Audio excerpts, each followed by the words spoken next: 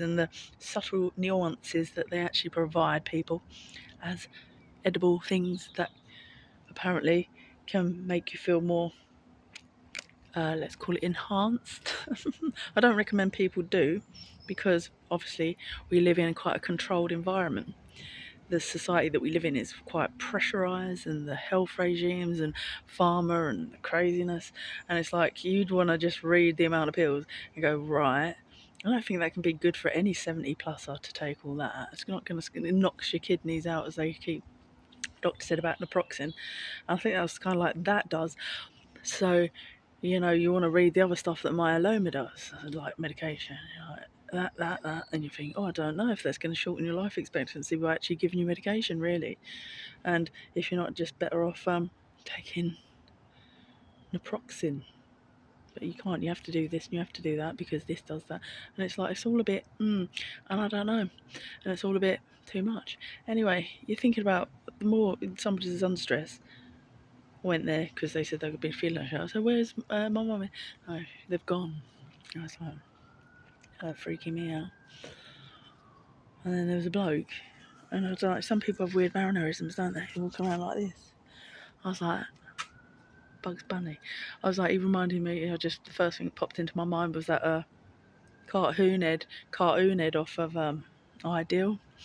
And I was just like, he was the only person in the waiting room, and everybody else was finished, sort of thing. I was like, oh, they're gone, have they? Oh, all right.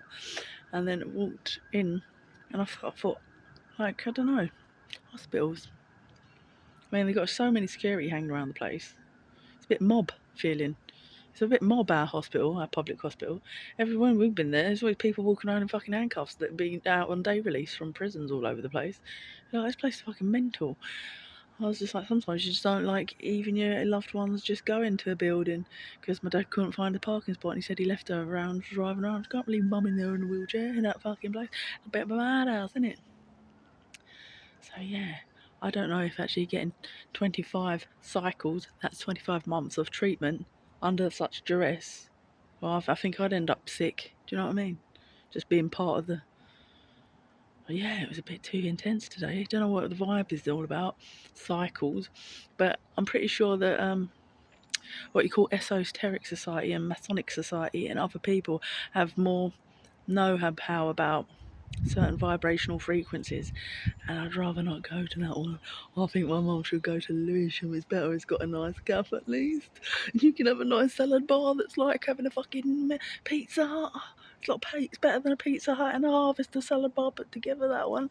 It's like, at least you're getting something out of it. You mooch around a hospital for fucking hours on end, getting a bag or whatever. It's just more concerning. It's like when you read the side effects that you have to take the myeloma pill with the steroid pill, like, and it's like, for a 73-year-old, it's just got all these guidelines, and don't give to someone if they've got pressure on the brain. And my mum had all that problem with her eye, and you just go, fuck me, I just don't know what to do for the best with this shit, really. If you really genuinely care, I think you would slightly mix up the medical advice of too much heavy kidney damaging shit, wouldn't you? Because, like, she must have been living that way. I reckon she'd been living that way since 2022, personally. When she got the eye shingles in the first place, maybe that started making her blood a bit more malevolent, whatever occurred up here. Because obviously it affects someone's humour, and they say disease is about disease, and if your humour's affected and the way you look from the outside perspective of other people, you think it's affected from the burns on the eye, which happened in 2022, if you follow my Facebook feed, then it's going to affect here, and then your blood's going to get on. If you're getting angry or upset or more run down, and then getting a fracture that was a really bad fracture, and it's a lot of healing for your blood to do. So I think personally that your blood just overworks on little fractures sometimes, and that was just running her down. And then the anemia or whatever might just be from poor diet, really. And you're taking these factors, that factor as well.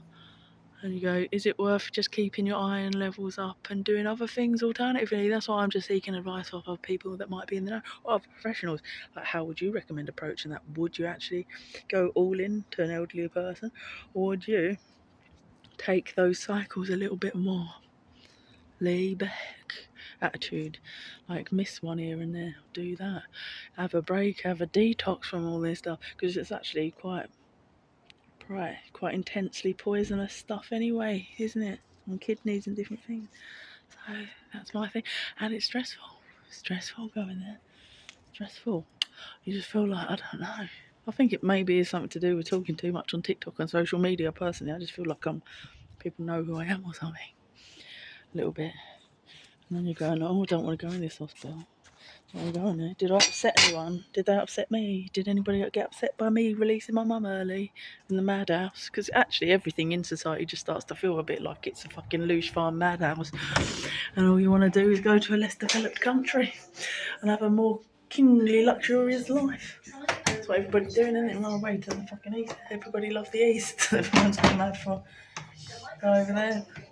I wouldn't personally, because I found like my own country to be quite a predatory place around hedonism, and I think if somebody is compromised in a subtle boundary sense, or their boundaries have been compromised along their path around somewhere, a public house or wherever, they just start to feel under threat. And I mostly just get really spannered out by everybody these days.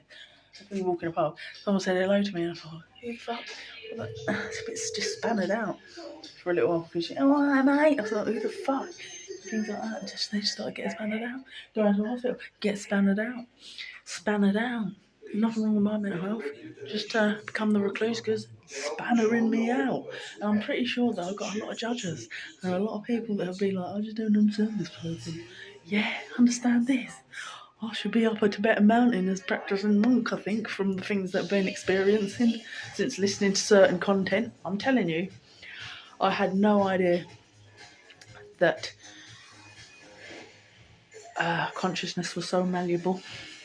Your own, if you want to partake in certain dietary things that are totally legal over the game, you're buying at every supermarket and stuff. I don't recommend it. It's too intense. It's just like you purify your space, you don't socialise, you keep it minimal, and then you go out in the world and it's like, oh fuck me, mate. Like that, I tell you. Freak it. But yeah, anyway, watch your space, because I think you should just, like, as I say to someone, only you can know how you feel, isn't it? So you just do right by you. If you don't want to do it this week or that week or that week, disrupt your cycles and do what the fuck you want, because I'm pretty sure whatever's happening now, if they just keep an eye on your blood and keep your markers down of inflammation, that's all you need to worry about, isn't it? So as they're in check, you shouldn't have to be on some sort of regime of fucking 2 years of fucking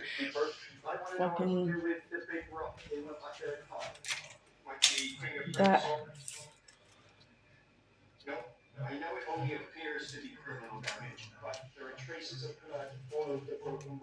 This one. This one.